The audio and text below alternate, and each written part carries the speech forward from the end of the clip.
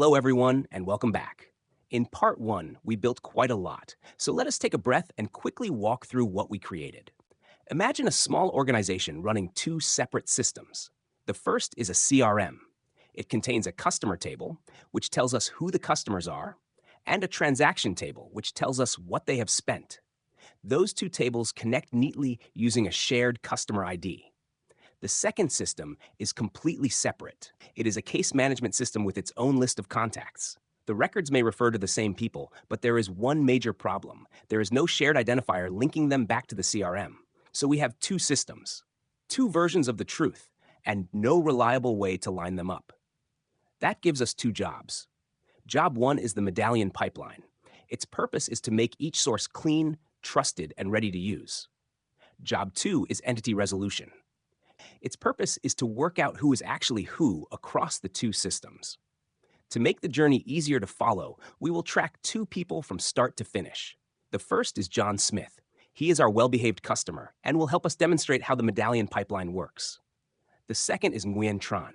And as you are about to see, Nguyen is going to make the entity resolution process work a little harder. Let's go.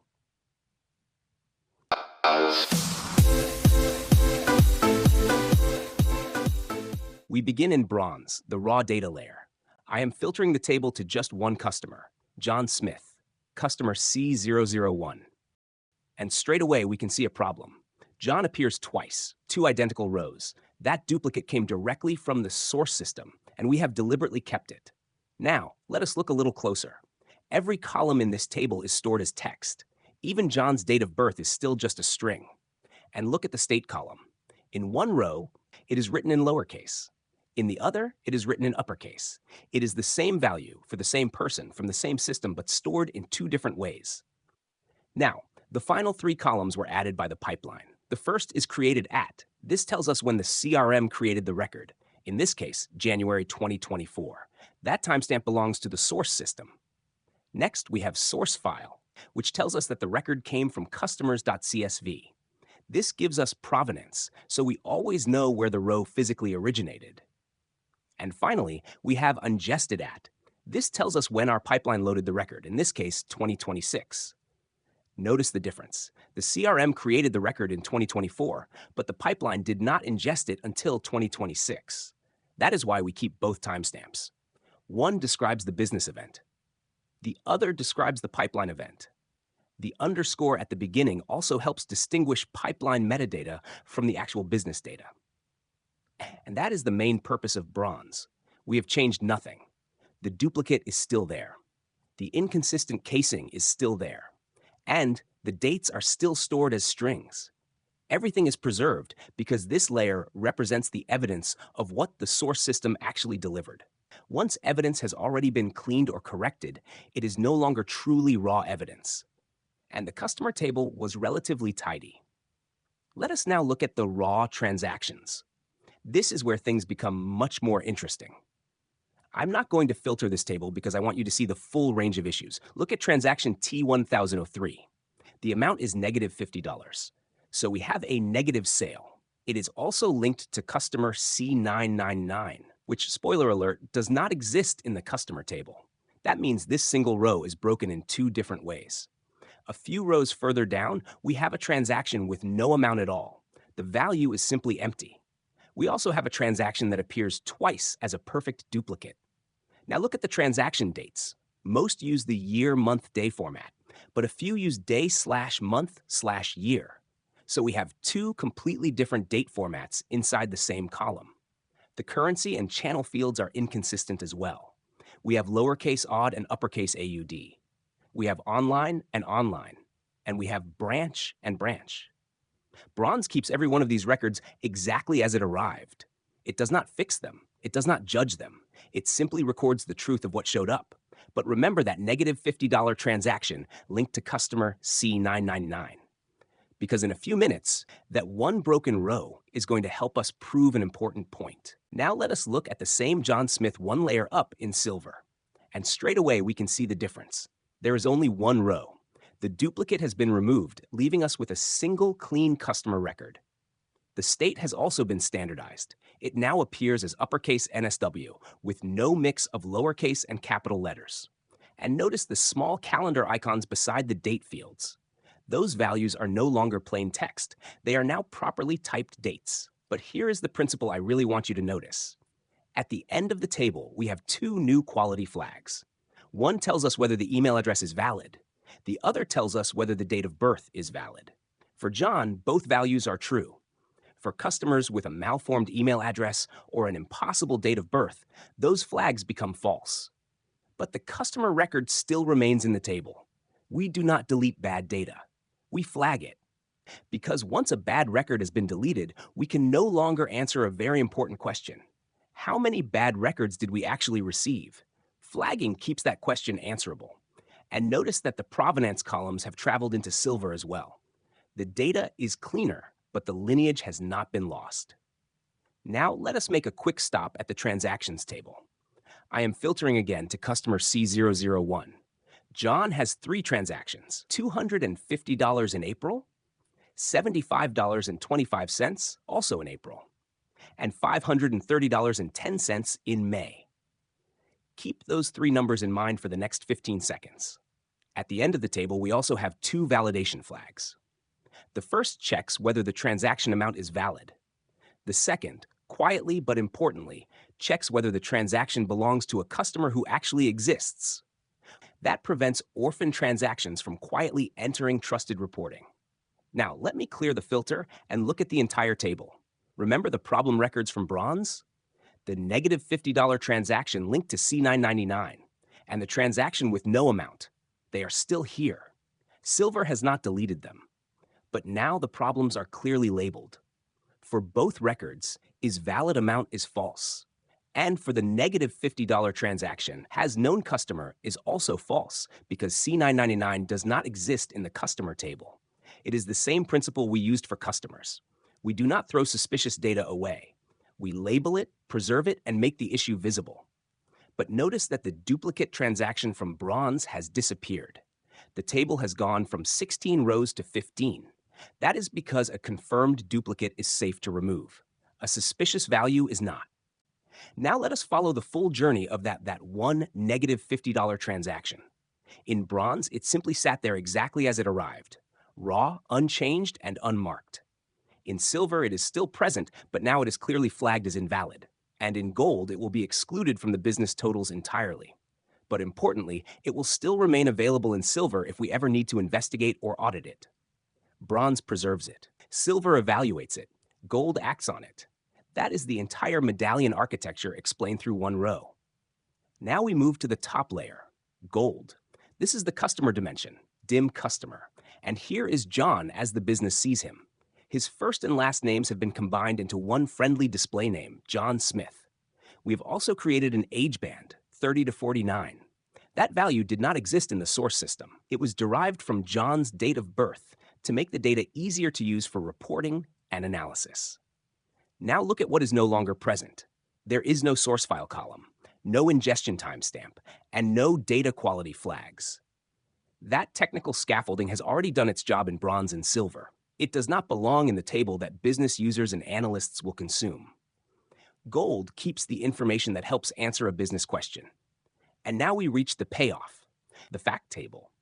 John's 3 transactions have been consolidated into 2 rows, grouped by month and channel. For April, through the online channel, we have 2 transactions, with a total spend of $325.25. Before we leave the pipeline, let me show you one quick proof. I have said that gold removes invalid data in one controlled place. This query totals the transaction data in 3 different ways.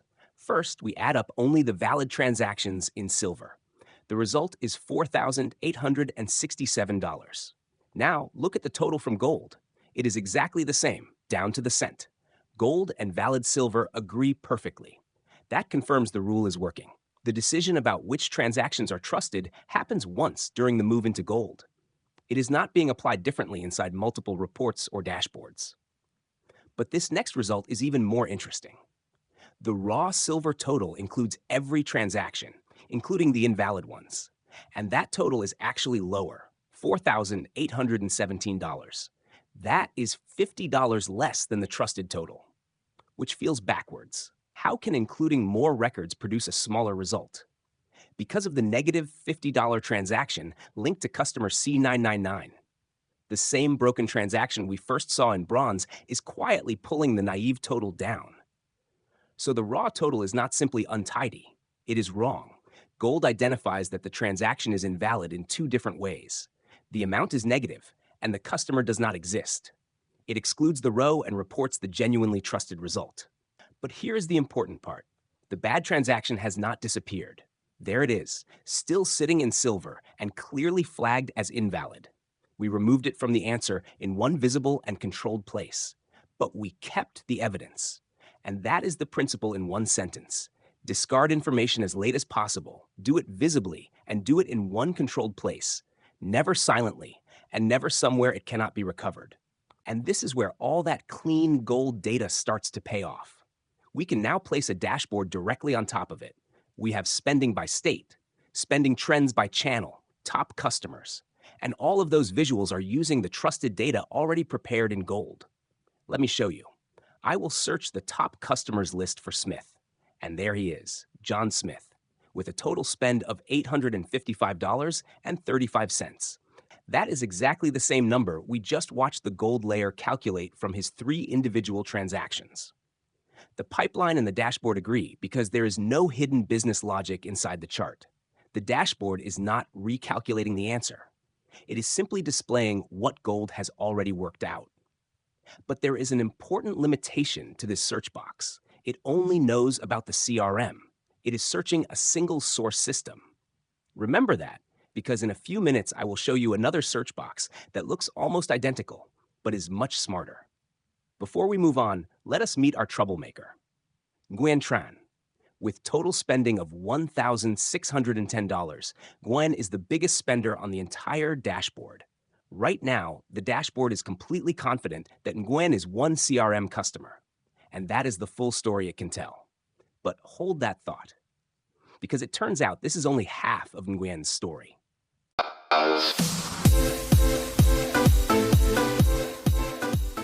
Now we move to the second half of the solution, entity resolution, and we are switching characters. This time we are following Nguyen.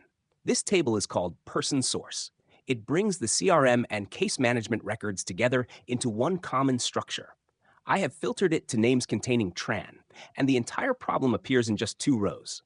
The first row comes from the CRM, customer C003.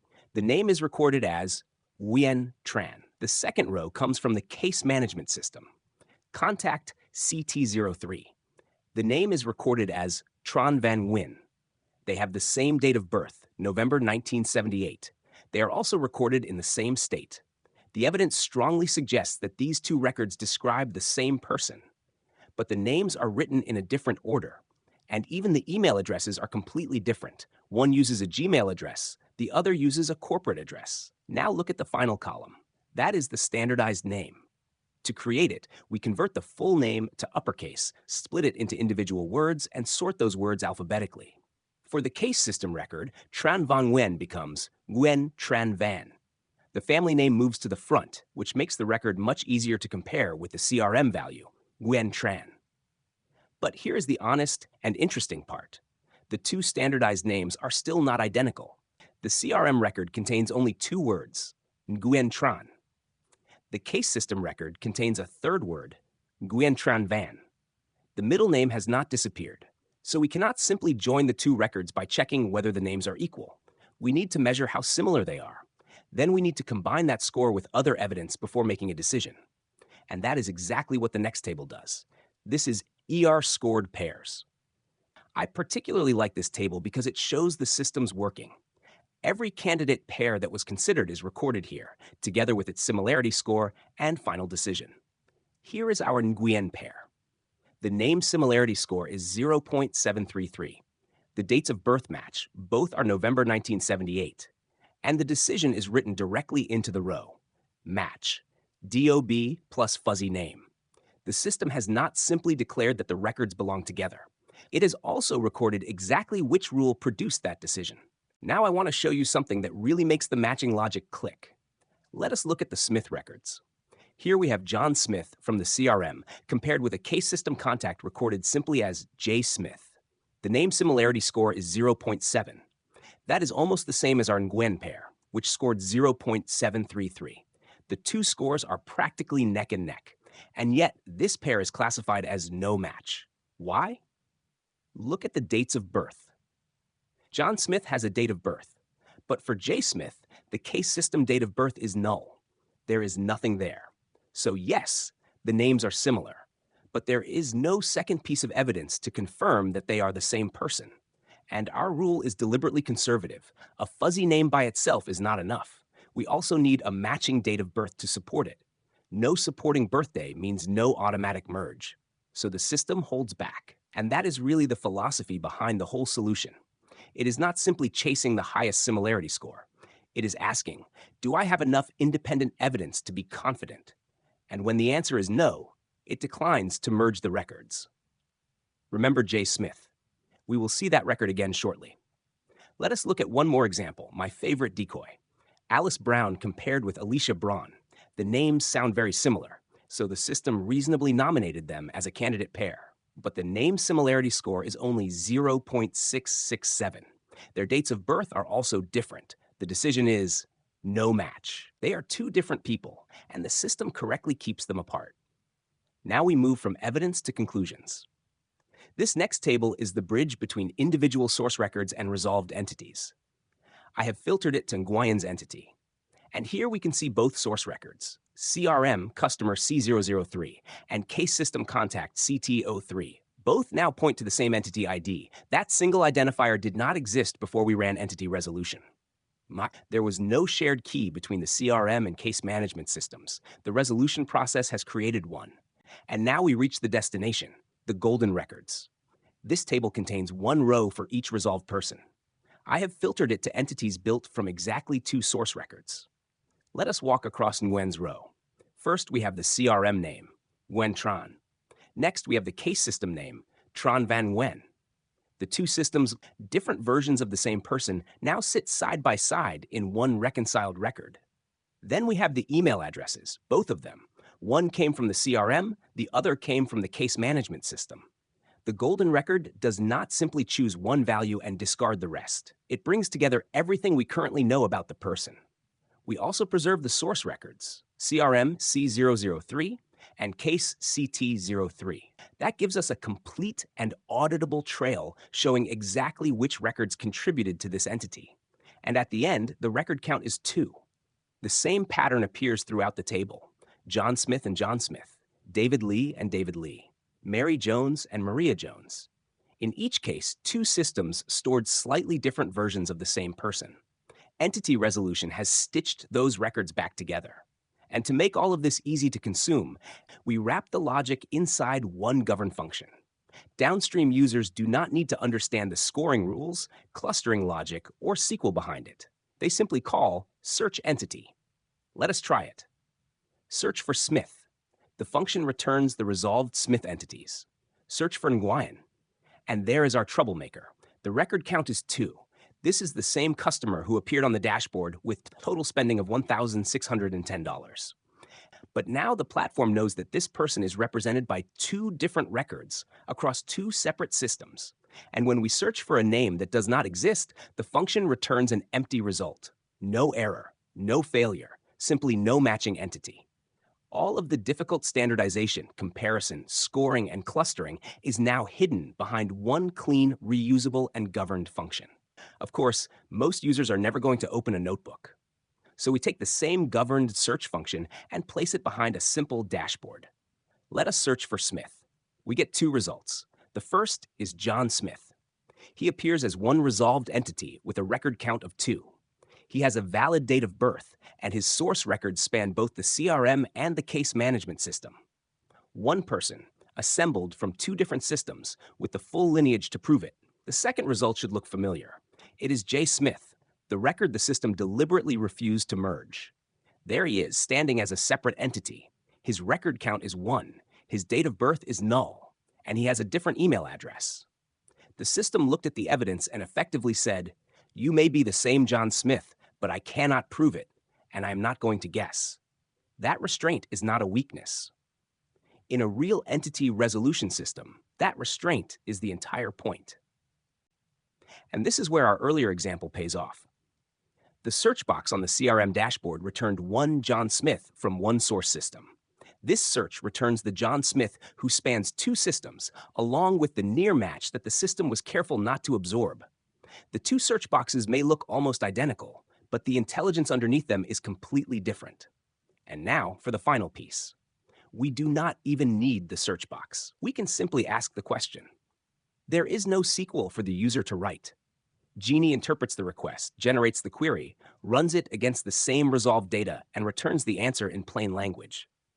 The dashboard and Genie are two different user experiences powered by the same governed capability, the same brain, with two different faces.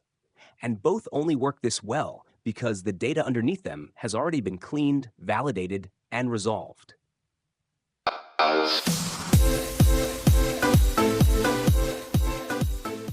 So let us bring the whole story together. We have one person. In the CRM, Nguyen is the organization's highest spending customer, with total spending of $1,610. In the case management system, the same person appears under a different name, with a different identifier and a different email address. And until we ran this process, nothing in the organization knew those records belonged to the same human. The Medallion pipeline made each source clean and trustworthy. Entity resolution connected those trusted records into one person. That is both proofs of concept in a single sentence. Now, you may be asking a very good question. Does that mean the original spending dashboard was wrong because it treated the two Nguyen records separately? Not exactly. It was correct, but incomplete. And that difference is important. The dashboard is built entirely from the CRM. It groups spending using the CRM customer ID, so the $1,610 is genuinely the amount spent by CRM customer C003. Nothing is being double counted.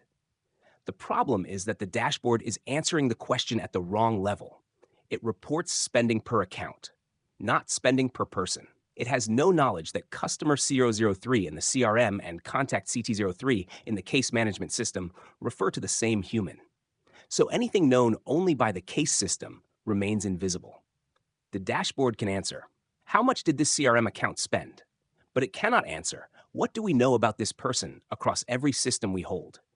And this is where incomplete reporting can become genuinely misleading in the real world. Imagine the same person has two different customer IDs and both accounts contain transactions. That happens regularly in production systems. A dashboard grouped by account would split one person's spending across two separate rows. Each row would understate the person's true value, and the organization would still have no reliable single view of the customer. Entity resolution is what prevents that. If we rebuild the same dashboard using the entity ID instead of the customer ID, the visuals do not need to change. But the meaning of the dashboard quietly improves. It moves from spending per account to spending per person. And as additional systems are connected, their records can be folded into that same entity automatically. POC1 gave us a trusted dashboard. POC2 gives that dashboard a definition of customer that it can finally rely on. But this only works because the matching process underneath it is conservative. Imagine if the system had been too aggressive. If it had merged J. Smith into John Smith without enough evidence, or Alice Brown into Alicia Braun simply because the names sounded similar. Then a person-level spending dashboard would begin combining transactions from completely different people. And that would be worse than the account-level dashboard it replaced. So the restraint we saw earlier matters. When the system declined to merge records based on weak evidence, that was not a limitation. It was a safeguard. That caution is what makes person-level analytics safe enough to trust. And the value continues to grow. Connect a third system tomorrow, and every dashboard built on the entity ID can benefit from it automatically. There is no need to redesign each report or rebuild the matching logic inside every dashboard. That is the difference between reporting on accounts and understanding people. And it is why entity resolution is not simply an optional feature added at the end. It is what turns a clean data pipeline into something the organization can genuinely reason with. And that completes the full build, from raw source files to trusted data, resolved entities, dashboards, and natural language search. If you found the demonstration useful, please like the video and subscribe to the channel. Thank you for watching, and I will see you in the next one.